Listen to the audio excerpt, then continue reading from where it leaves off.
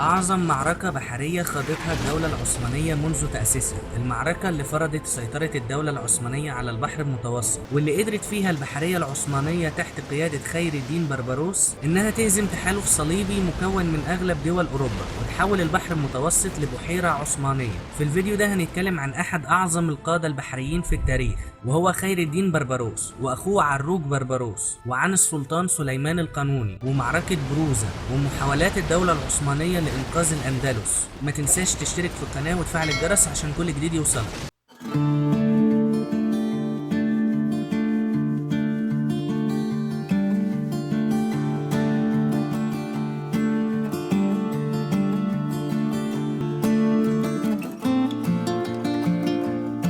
اتولد خضر بن يعقوب أو خير الدين بربروس سنة 1478 في جزيرة ميدلي أو ليسبوس في بحر إيجا، وكان له 3 إخوات، إسحاق وإلياس وعروج، وكانوا بيعملوا في التجارة البحرية. في الوقت ده كانت جزيرة رودوس بيحكمها بقايا الصليبيين اللي تم طردهم من بلاد الشام، واللي اتعرفوا بفرسان القديس يوحنا، وكانوا بيقوموا بعمليات قرصنة ضد السفن الإسلامية في البحر المتوسط. ومن بين السفن اللي خطفها الصليبيين كانت سفينة عائلة خير الدين بربروس، واللي كان فيها اخواته الياس وعروج بربروس. قتل الصليبيين اخوه الياس واسروا اخوه عروج في قلعة تابعة ليهم في مدينة بودروم. قدر خير الدين بربروس انه ياخد سفينة ويتحرك للقلعة ويحرر اخوه عروج من الصليبيين، وهنا حصل التحول الكبير في حياة خير الدين بربروس واخوه عروج بربروس، وخلتهم يسيبوا التجارة ويلجأوا للقرصنة ضد السفن الصليبية في البحر المتوسط. وعرض الاخوة بربروس خدماتهم في القرصنة على واحد من الامراء العثمانيين، وهو الامير قرقد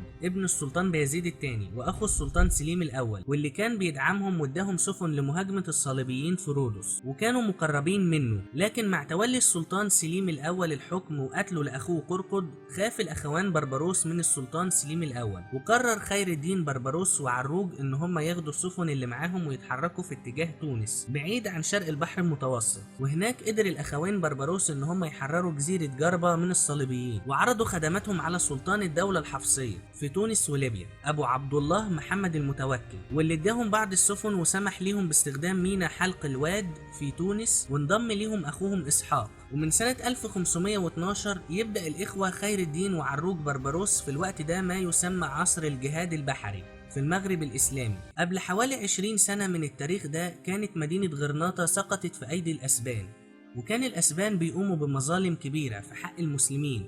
كان بعض المسلمين الأندلسيين بيحاولوا إن هم يهربوا من أسبانيا ويلجأوا للمناطق الإسلامية في الجزائر والمغرب وتونس، وكان الأسبان بيمنعوهم بعد ما قدروا إن هم يسيطروا على بعض المدن الساحلية الإسلامية في شمال أفريقيا. كانت أسبانيا في الوقت ده تحت حكم شارل الخامس، واللي كان بيحكم كمان الإمبراطورية الرومانية المقدسة وجنوب إيطاليا وصقلية، بجانب المستعمرات الأسبانية في أمريكا الجنوبية. وكانت تعتبر أسبانيا في الوقت ده أغنى وأقوى إمبراطورية في العالم. فقرر الأخوين بربروس إن هم يهاجموا السفن والسواحل الأسبانية وينقذوا المسلمين من تحت إيد الأسبان. وأطلق الأسبان على الأخوين اسم بربروسا، وده بسبب لون لحيتهم الأحمر واللي اتحولت لبربروس في اللغة التركية. وشن الأخوين بربروس هجوم على مدينة بجاية في الجزائر اللي كانت تحت سيطرة الأسبان. بعد كده شن عروج بربروس وخير الدين بربروس هجمات على المدن الأوروبية في غرب البحر المتوسط، فهاجموا فالنسيا وجنوة. وفي سنة 1516 ميلاديا قدر عروج وخير الدين بربروس إن هم يسيطروا على مدينة الجزائر ويحرروها من الاحتلال الأسباني، وأعلن عروج بربروس نفسه سلطان على الجزائر. لكن سنة 1517 ثار سكان تلمسان على السلطان الزياني نتيجة تعاونه مع الأسبان، وهرب السلطان التلمساني وعرض مشايخ ورموز مدينة تلمسان على عروج بربروس إن هم ينضموا لدولته في الجزائر، فوافق واتحرك بقواته لتلمسان. خاف الأسبان ضياع نفوذهم في تلمسان زي ما حصل في الجزائر، فبعتوا جيش أسباني من 10,000 جندي لإعادة السلطان التلمساني الهارب للحكم مرة تانية والقضاء على عروج بربروس. وفي مايو 1518 قدر الجيش الأسباني إن هو يقتل عروج بربروس وقطعوا راسه وبعتوها للإمبراطور شارل الخامس في أسبانيا. وكان الأسبان قتلوا إسحاق بربروس قبل كده. وبعد مقتل عروج بربروس أعلن أخوه خير الدين بربروس نفسه سلطان على الجزائر. لكن في الوقت ده حصلت اضطرابات كتيرة في الجزائر، واللي كان منها ثورة بعض القبائل الجزائرية ضده، وتحرك الأسبان بجيش قوي لاحتلال الجزائر، بالإضافة لضغوطات من السلطان الحفصي عشان يضم الجزائر. فعرض خير الدين بربروس على السلطان سليم الأول إن الجزائر تكون ولاية عثمانية، وإنه يبقى حاكم تابع للدولة العثمانية مقابل الحصول على الدعم اللازم لمحاربة الأسبان. فوافق السلطان سليم الأول وعين خير الدين بربروس والي عثماني على الجزائر، وبعت له 6000 جندي، منهم 2000 من قوات الانكشارية والباقي من المتطوعين لجانب المدافع والبنادق. وبالقوات دي قدر خير الدين بربروس ان هو يصد الهجوم الاسباني الضخم على الجزائر ويقضي على الاضطرابات والثورات الداخلية. كان السلطان سليمان القانوني تولى حكم الدولة العثمانية وشن حملته لفتح جزيرة رودوس، واللي شارك فيها خير الدين بربروس. وكنا اتكلمنا عن حصار رودوس في فيديو معركة مهاج وفتح المجر، هتلاقيه في علامة الاي اللي فوق. وسنة 1533 أمر السلطان سليمان القانوني بعودة خير الدين بربروس من الجزائر لاسطنبول، وفي طريقه لاسطنبول شن خير الدين بربروس غارات على جزيرة سردينيا ومدينة جنوة ومدن وسواحل جنوب إيطاليا وصقلية. وفي إبريل 1534 يعين السلطان سليمان القانوني خير الدين بربروس وزير للبحرية العثمانية وقائد للأسطول البحري العثماني، وأعطاه لقب خير الدين نتيجة لانتصاراته على أوروبا وإنقاذه للمسلمين. اتحرك خير الدين بربروس بأسطول ضخم من اسطنبول، وقدر إن هو يحرر جزر بحر إيجا اللي كانت تابعة للبندقية ويضمها للدولة العثمانية، وحاصر قوات البندقية في جزيرة كورفو. ونتيجة لخسائرهم الكبيرة طلبت جمهورية البندقية الدعم من الفاتيكان في روما. ولأن خير الدين بربروس ومن خلفه السلطان سليمان القانوني والدولة العثمانية أصبحوا تهديد كبير جدا على الأوروبيين وعلى أطماعهم في العالم الإسلامي، قررت دولة الفاتيكان في روما إنها تشكل تحالف من الدول المسيحية في أوروبا وتسمى الحلف المقدس، واللي كان بيضم أسبانيا والبرتغال وجنوة والفاتيكان والبندقية والإمبراطورية الرومانية المقدسة وفرسان مالطا اللي هربوا من رودوس بعد فتح العثمانيين لها. وقدر الأوروبيين إن هم يجمعوا أكبر أسطول بحري في العالم وقتها. وفي صيف 1538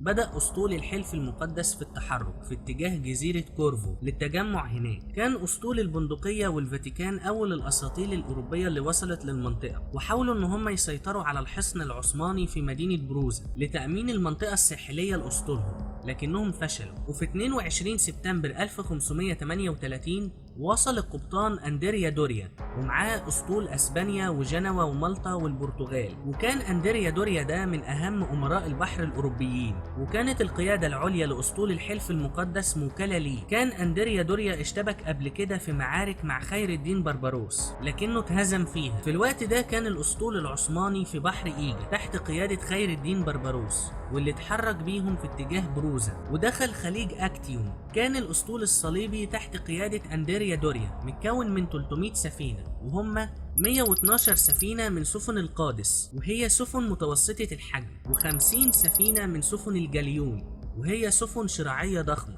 و140 سفينة من سفن البارك المتوسطة الحجم، و60,000 جندي وبحار لجانب سفن الدعم. وكان عدد الأسطول العثماني تلت الأسطول الصليبي، وكان تحت قيادة خير الدين بربروس ومتكون من 122 سفينة من سفن القادس المتوسطة الحجم و12,000 جندي وبحار. كانت السفن العثمانية بتعتمد في حركتها على المجدفين الموجودين داخل السفن، عكس سفن الأسطول الصليبي اللي بتعتمد على قوة الرياح. أمر خير الدين بربروس بإنزال قوات لدعم القلاع العثمانية في أكتيوم وبروزة عشان المدفعية اللي موجودة في القلاع دي توفر الدعم للسفن العثمانية وتضرب سفن التحالف من البر لو قربت من السفن العثمانية. وبسبب كده حاول أسطول الحلف المقدس إنه يشن هجمات على قلعة بروزة مرتين في يوم 25 و26 سبتمبر للسيطرة عليها، لكنهم فشلوا. ولأن الأسطول العثماني كان متحصن في خليج أكتيوم، قرر أندريا دوريا إن هو يشن هجوم مضلل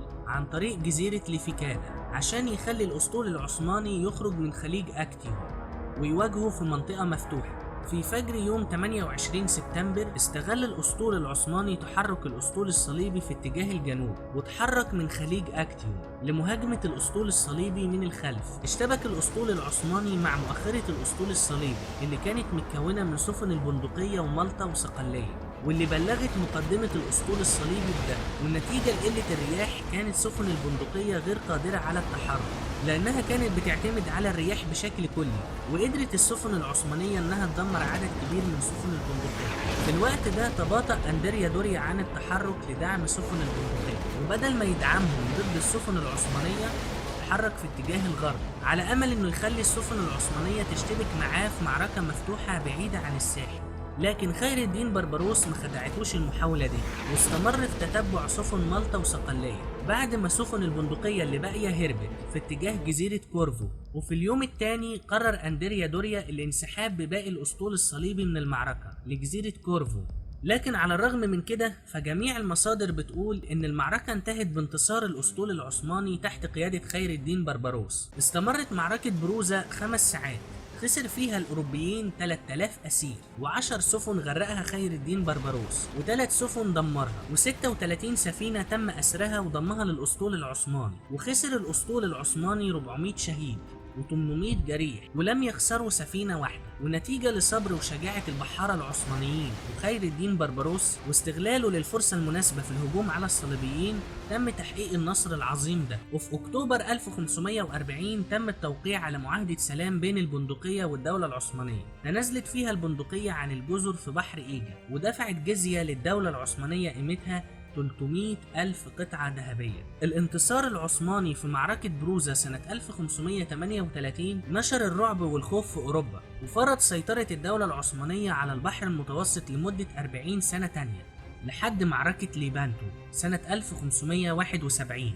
في الوقت اللي استقبل فيه السلطان سليمان القانوني أنباء الانتصار ده، أمر بإقامة الاحتفالات في جميع أنحاء الدولة العثمانية. وبكده نقدر نقول إن لولا الأخوين بربروس وجهادهم البحري ضد الأسبان والصليبيين عموما ودعم الدولة العثمانية ليهم، كان زمان بلاد المغرب الإسلامي دلوقتي اللي هي تونس والجزائر والمغرب بيتكلموا أسباني أو تحت الاحتلال الأسباني، أو على الأقل كان حصل فيهم زي اللي حصل في مسلمي الأندلس. وإن جهاد عروق بربروس وأخوه خير الدين بربروس كان سبب في حفاظ بلاد المغرب على استقلالها لمدة 3 قرون على الأقل، لحد ما ضعفت الدولة العثمانية وقدر الفرنسيين إن هم يحتلوا المغرب الإسلامي. ولو عجبك الفيديو ما تنساش تعمل لايك وشير وتشترك في القناة وتفعل الجرس وتستنى الحلقة الجديدة وتشوف الحلقة اللي فاتت، وقول لنا إيه الموضوعات اللي تحب نتكلم عنها. شكرا.